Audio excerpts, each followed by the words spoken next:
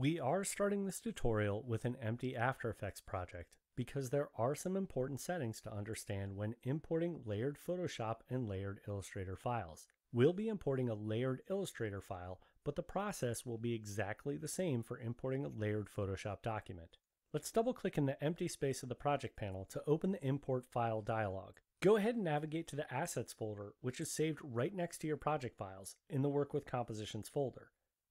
If you don't have these files, you can feel free to follow along with your own layered Photoshop or layered Illustrator files. Once you're in the Assets folder, click once on the Owl Preserve Illustrator file, and then go down to the Import As options and click on the drop-down menu. Choose Composition Retain Layer Sizes. I'll explain what that means in a second, but for now, with that option selected, go ahead and click the Import button to import the file and automatically create a composition. If we look in the project panel with that composition selected, the duration is 10 seconds. After Effects will choose the duration based on the last composition you created, so your composition settings may not be the same as mine. If you ever need to change your composition settings, just remember you can select the composition in the project panel and press Ctrl-K on Windows or Command-K on the Mac to open the composition settings. Then you can change the duration and click OK. I'm going to leave mine set at 10 seconds. Let's double-click on the composition in the project panel to open the timeline and the preview in the composition panel. If we look in the timeline, you'll notice there are many layers that make up this graphic. I'm going to hover over the top of the timeline till I get the double arrows and drag up until I can see all 9 layers that make the composition. Now let's create a very straightforward animation. I want the owl to fade into the scene and then the text to fade underneath of it.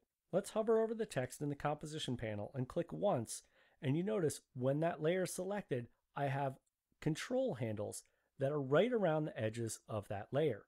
The handles only stay close like this when you choose the Retain Layer Sizes option on Import. Without that option, the layer handles for every layer will automatically be the same as the edges of the composition, which can sometimes make animation quite challenging. Now with my text layer selected, which is layer 8, let's click on that and drag it to the top of the layer hierarchy in the timeline. Since all the text is on one layer, it's going to be very straightforward to create animation with this layer. Press T to open the opacity settings. Now we'll animate this in a quick second. I want to animate the appearance of the owl all at once. And if you notice, there are many different layers that make up this owl. And if you're not sure what part of the owl a layer contains, you can go ahead and toggle the layer visibility off and on.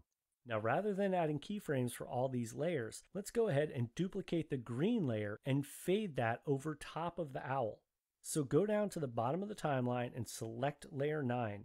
Press Ctrl-D on Windows or Command-D on the Mac to duplicate the layer. Click on the new duplicate layer and drag it up just below our top layer. So now it inhabits layer 2. Press T to open the opacity settings for that layer. Since the current time indicator is already at frame 0, all I have to do is click on the stopwatch for the opacity, and now I've set my first keyframe. I'll move my current time indicator down to 1 second at the timeline, and then I'll change the opacity setting from 100 to 0. And you notice if we scrub the current time indicator, it appears as though the owl is fading into the scene, when in fact we're actually just fading out the green layer that's above it. Use the navigational arrows to position yourself on the second keyframe, and let's trim the start of the Owl Preserve layer by hovering over the left edge and clicking and dragging.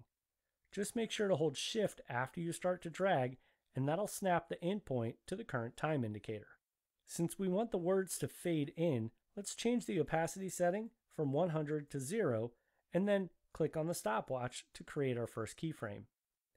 To move 1 second down the timeline, let's click on the time indication and then type +100 and press enter, and now the current time indicator is 1 second further down the timeline. Let's change the opacity setting up to 100, and now we have a second keyframe, which of course creates animation. I'll move my current time indicator back to the beginning of the timeline and press the spacebar to preview the animation.